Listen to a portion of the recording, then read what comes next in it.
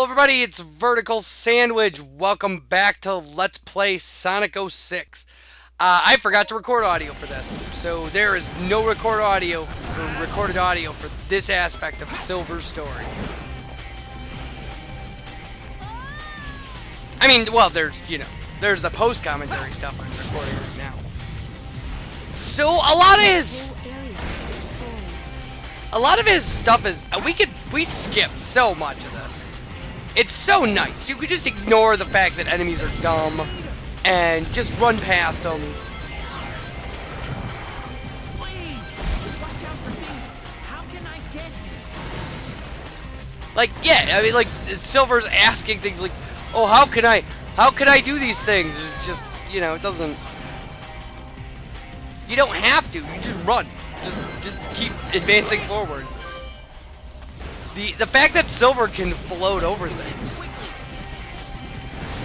You know what's sad about when I forget to record audio for these? I actually do record audio. I'm wearing the headset, I'm talking the whole time. I'm just like, hey, I'm gonna throw cars at these guys. Because I really fell in love with the ability to throw cars. I think it's fantastic. And things like that, where I just like got blindsided by a tornado made of fire.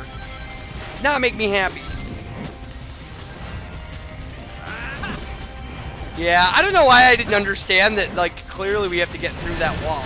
But the game was nice enough to let me glitch through it.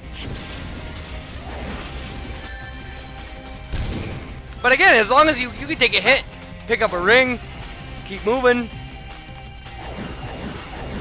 And a level. Great!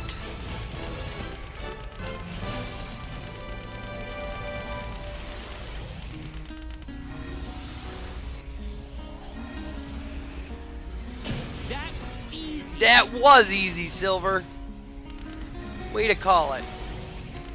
So now we have 1,004 rings. I don't know how we got 4 rings. I mean, I guess the rings we finished the level with count, and we finished with 4. I don't know. So we're still getting Soliana medals, which is weird because we're in the future after everything has been destroyed. But this is one less thing that I have to do. Silver's story is going by the way. I'm recorded 8 videos ahead of this, and Silver's story is really flying. So that's really nice, as opposed to Sonic's, which was a real struggle.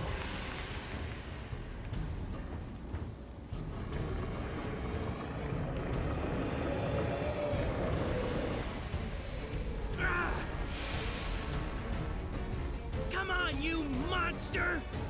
You monster!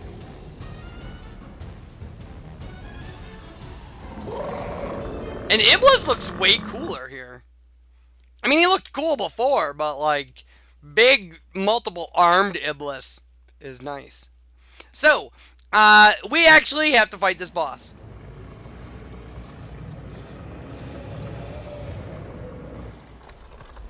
I mean, clearly. So, the idea of this, this fight, and it takes me a little while to figure this out, but not much. There's a lot of wiggle room in fighting Iblis, is to pick up things and throw them into his head. Like, we have to hit his head. You will watch, he will sometimes cover his head with his arms, and sometimes if you hit his head, it won't count for no reason. Today, it will be finished. In general, Silver's psychic throw targets his head pretty automatically. Like that. But that one didn't count for no reason. His weak spot is the armored head. Aim for that, Silver. Now, we did do some damage in there, so maybe that one did count. I didn't really pay that much attention. Either the little rock we threw counted, or that big one we threw where he was. And yeah, and he'll do this, and then it's really hard to avoid that attack. It's not impossible. And I was more worried about getting another ring there, so that he didn't kill me if he decided to do this again.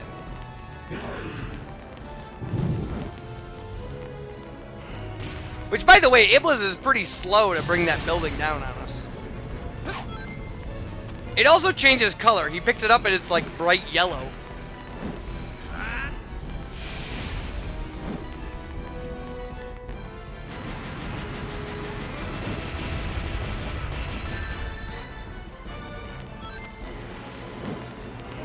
So there, that's a hit that counts, clearly. He's now very upset with us. He's not a happy lava monster. Yeah, I don't know if you can blame him. We did just throw a flaming rock into his head. But it's not like he's not trying to do that to us. I mean... So look at that. He's really good at tracking us.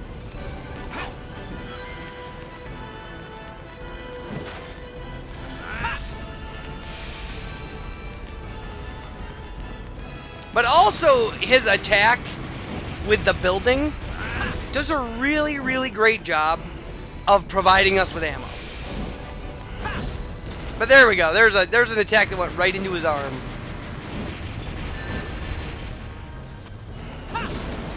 And that one hit him in the head. It did. I saw it.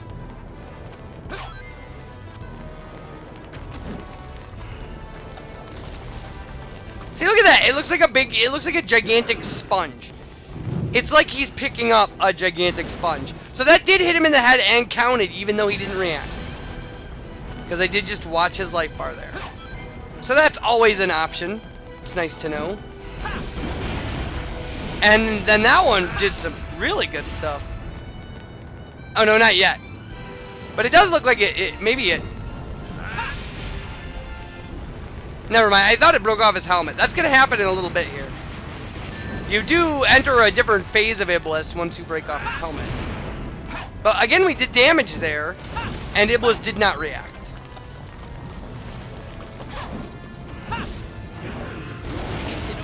And there we go.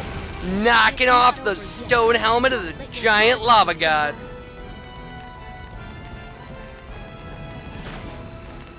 So now his phases don't change all that significantly. He does develop this thing. Yeah, he breathes fire now.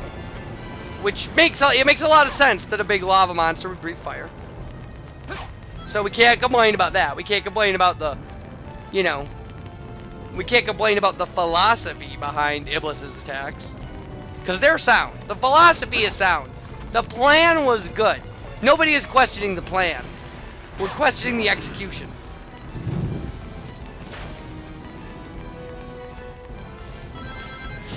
So that's the first time I dodged the gigantic building attack.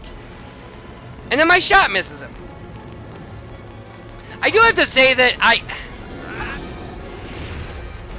Iblis's particular proportions kind of bother me. Like, his arms are really thin for the size of his hands. It looks kind of goofy.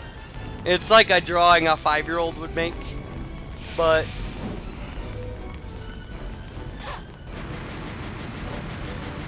or like one of those perception drawings. Have you ever seen that, like the perception drawings of like how your brain sees your body? Based on, you know, what percentage of your brain is devoted to each part of your body, and your hands are really huge.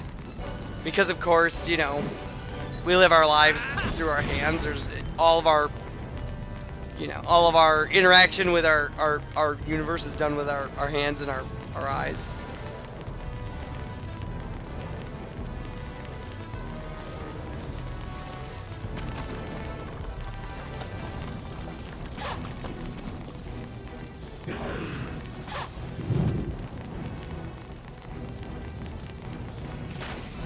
Yeah, Iblis really took his time with that one. He really wanted us to worry about what he was going to throw. So there we go. That's the killing blow. And now we'll have some cutscenes. And by some cutscenes, I mean cutscenes.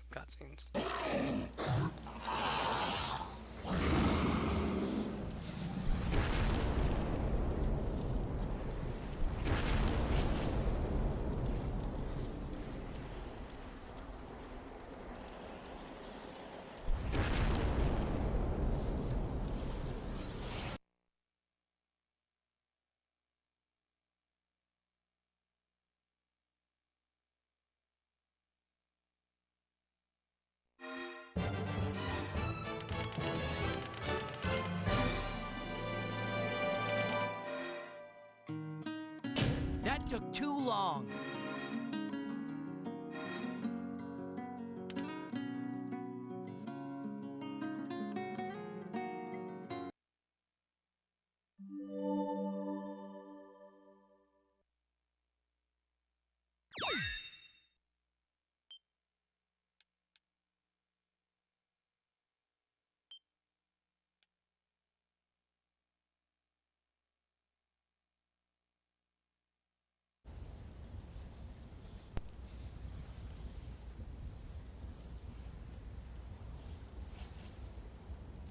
Looks like we stopped it for now. But it'll just rise up from its ashes again. What's the point of all this? It'll never end. Calm down, Silver. Yeah, curb your And tell me what existentialism. we should do. How can we completely destroy Iblis?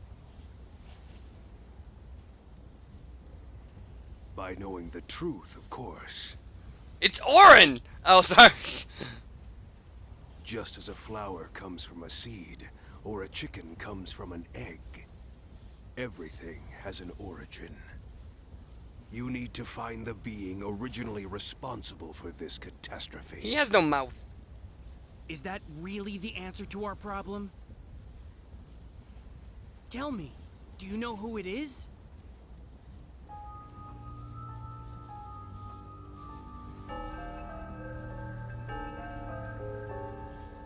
It's pretty creepy. So what we know so far is that obviously Iblis exists in the future, a horrible plague on on the world. To fix this present timeline, you need to change the past. But that's impossible! With my help, you can. Because I have the power to travel through time. No way! No way! In order to change the past, you must eliminate the individual who has awakened Iblis. The Iblis trigger. If I eliminate that guy, will our world be saved? It's impossible to tell. The day of disaster. Here are my records of this event. But This was when Iblis was freed, and his flames were released into the world.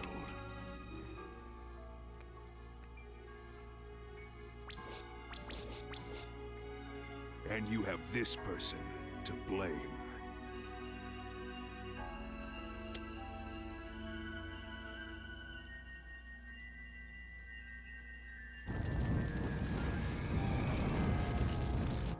I see it! So that blue hedgehog's the Iblis trigger? Blue Hedgehog. I'll send us back in time to the point when the Iblis trigger was alive. so, and I may mention this in the next video, but the idea that, like, the implication that they're going back to when Sonic was alive means Sonic is dead in this future. Like, I don't think that was the point they were trying to make, but it's an interesting one. So what we know is Eggman is interested in the flames of Soliana or whatever, and that probably has something to do with releasing Iblis. But not quite yet. This hasn't really come together. Where am I? If it even is going to come together. Blaze? Blaze! I guess we all got separated.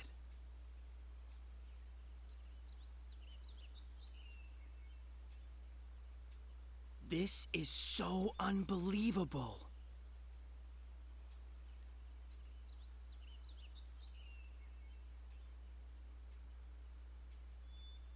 Now, I must fight for the future.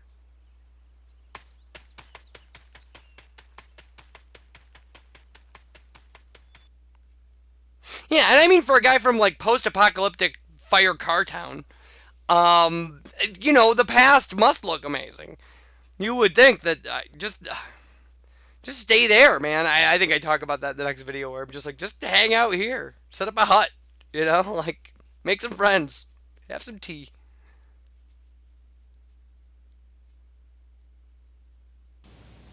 The Iblis trigger. Where is he? First, I need to gather information. Now, I didn't actually do any gathering any information. I actually just ran around here and goofed around.